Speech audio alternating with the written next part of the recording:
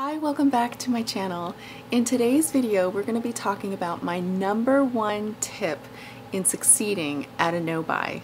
Now, if you're not familiar, this year I am taking on the challenge of doing a no-buy year, the entire year. I just said year 3 times in a row. It's a whole year though. It's a big deal. But a no-buy for me means a commitment to myself to use what I already have and drastically reduce spending.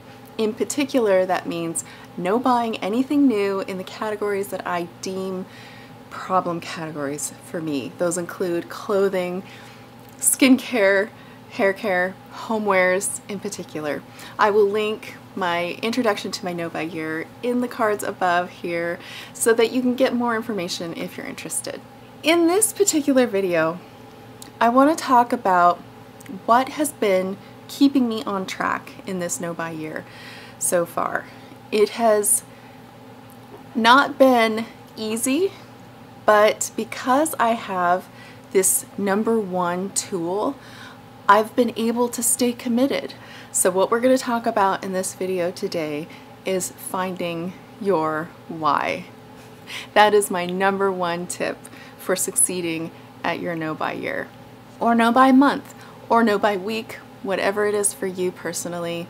Finding your why, I believe, is the #1 way to stay on track. I'm really sorry for using this buzz phrase. I hate buzzwords, buzz phrases like finding your why and finding your inner voice and, you know, having a growth mindset. I really can't stand them. And the reason is because it completely oversimplifies some actual, true, deep inner work, and it makes me feel completely inadequate. So when people say, find your why to be successful, it makes it sound so simple that I should know how to do that and should know how to be able to figure it out. It puts pressure on me from the start, and it's not fair because figuring out what is motivating you actually takes some serious inner thought, and it's not easy. It takes time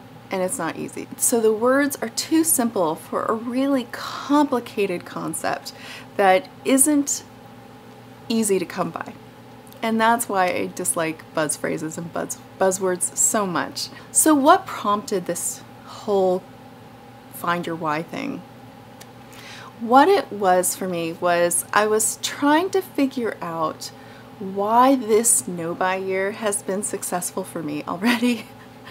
Just plain and simply. So in 2019, I tried to do a no-buy year and I failed miserably. By February, I had already bought things, a ton of things, just anything I wanted, just as I had always done. Except that in 2019, I had committed to a no-buy, so now I was failing at a no-buy, in addition to overspending.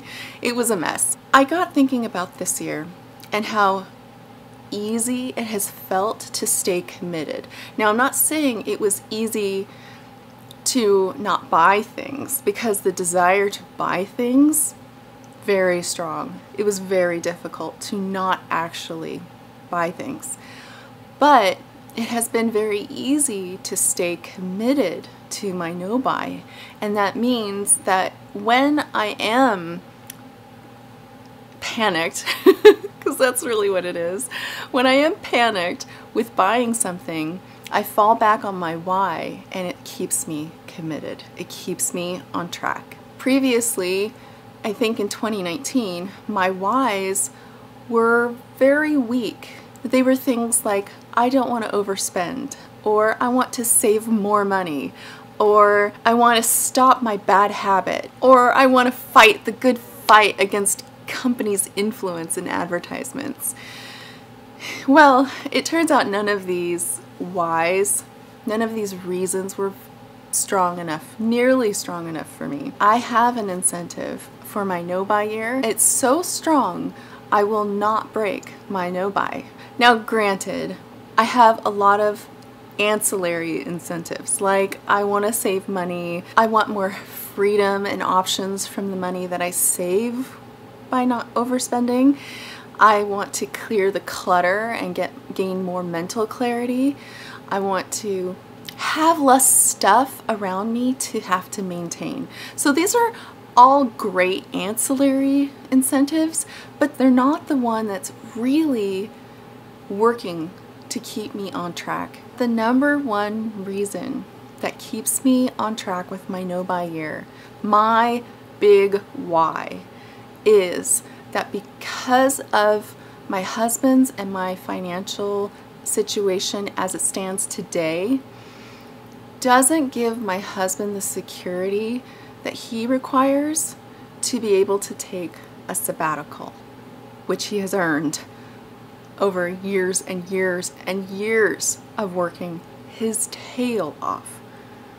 But because we've overspent, I've overspent, we don't have that financial position that would make him feel good about quitting work or taking an extended sabbatical without pay or quitting before he finds a replacement job. And that incentive is strong. That makes me choke up. It is very powerful. And anytime I have any desire to buy anything beautiful, amazing, one of a kind, never gonna see it again, it'll probably disappear and sell out and I will never see it again. It doesn't matter when I compare it to how badly I want my husband to be able to take his hard-earned, his well-deserved sabbatical. And that is an incentive that will keep me up at night, and that is an incentive that I will fight for. So I'm fighting for it in this no-buy year. I was feeling really nervous about April, and particularly about being able to stay committed to my no-buy year. Because so far I had faced so many challenges that I really had to work at staying committed to my no-buy.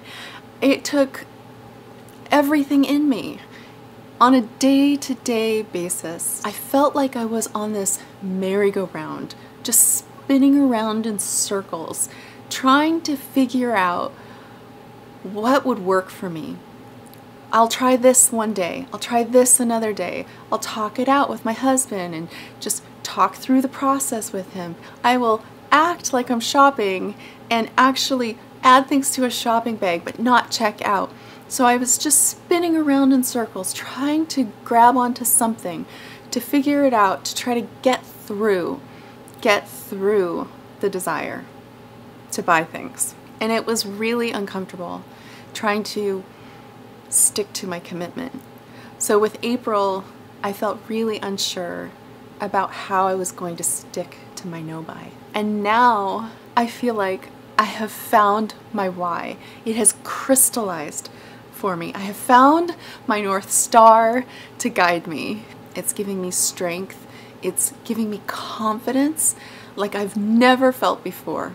I now know I will be able to stay 100% committed to my no-buy year, regardless of what comes my way.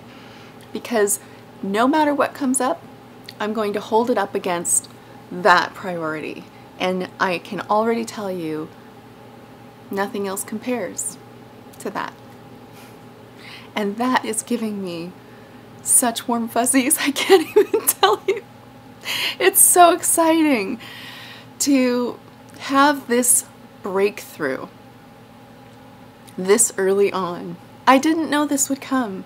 I didn't know I would have this clarity this early in my no-buy year. And I'm so thrilled and I'm so excited. I just couldn't wait to share it with you.